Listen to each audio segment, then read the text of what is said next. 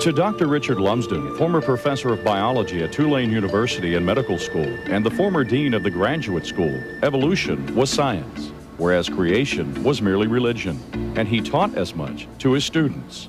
What I would try to get across is that science is science. Science deals with the real world, with real phenomena. We don't bring into such discussions inferences of supernatural. Dr. Lumsden, who studied at Tulane, Harvard, and Rice, couldn't believe it when the Louisiana state legislature passed a law that if evolution were taught in the public school classroom, then equal time had to be made for creation science. My reaction to that was just total consternation.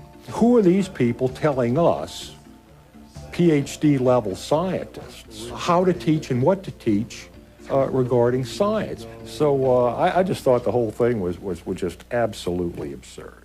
But it was not the energy of a supernatural nature.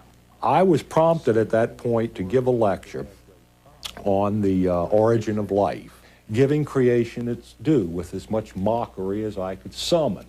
Truly, in the beginning was the Word, but the Word was hydrogen. After that class, one of his graduate students came up to him and said, "Great lecture, Doc." Well, that got my attention. Flattery always did. And she said, "But I have some questions." And indeed she did. She had a legal pad, and I could see line after line after line after line. So they had an appointment, which ended up lasting longer than anticipated. The appointment also ended up changing Dr. Lumsden's life. Now, I'm not trying to challenge anything. I just want to get my science straight. That's fair enough. Okay. That's fair enough. Last month, you taught how mutations were genetic disasters. How by natural selection can they randomly produce new and better structures? That's a good question. Good question. I'll probably have to think more about that. Okay, well, aren't the odds of the random assembly of genes mathematically impossible?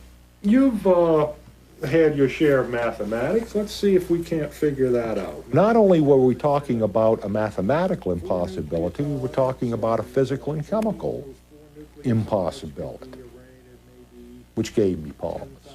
Genes, that might be 10 to the 200th, 10 to the... Those are pretty formidable odds, aren't they? Mm-hmm. But the fact remains is that we're here.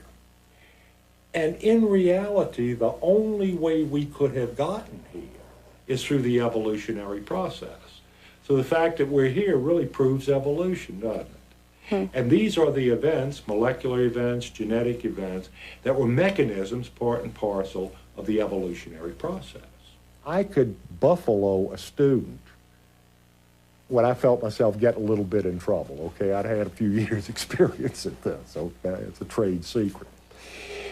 But for the first time maybe in my life, in explaining various facets of evolution theory, I began to listen to what I was saying.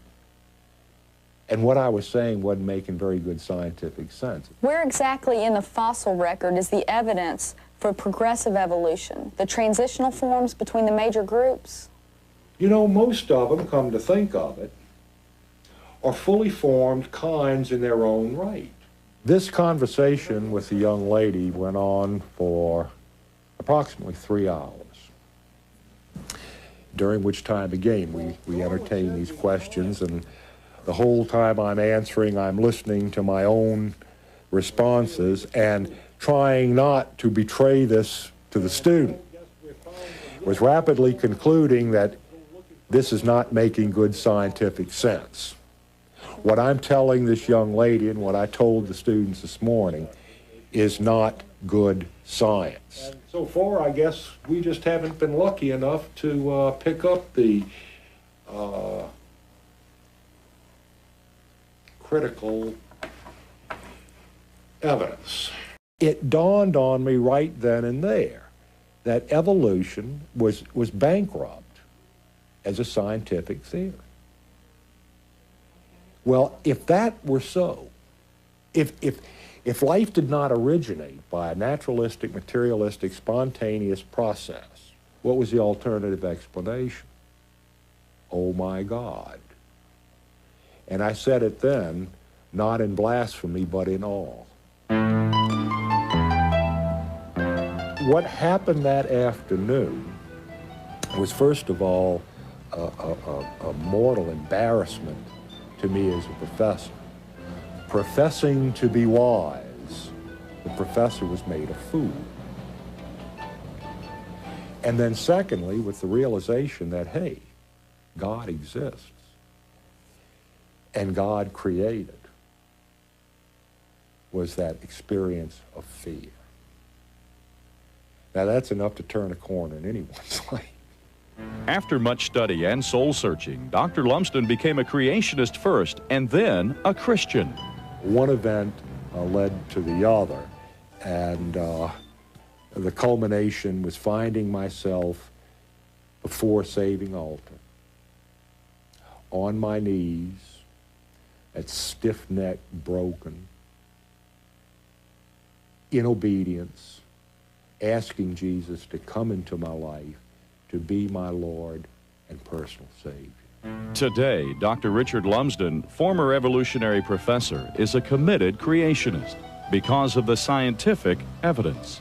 He has since openly debated evolutionists. He feels that in light of the great advances of science in the 20th century, evolution is no longer tenable. The evidence of science, the best in paleontology, the best in biochemistry, the best in genetics, and so on, is all compelling for creation. Creation theory does not rest on some purely metaphysical principles. It rests on the same science that evolution theory would rest on, except that the better explanation is creation, not naturalistic, materialistic, stochastic, or random evolutionary process.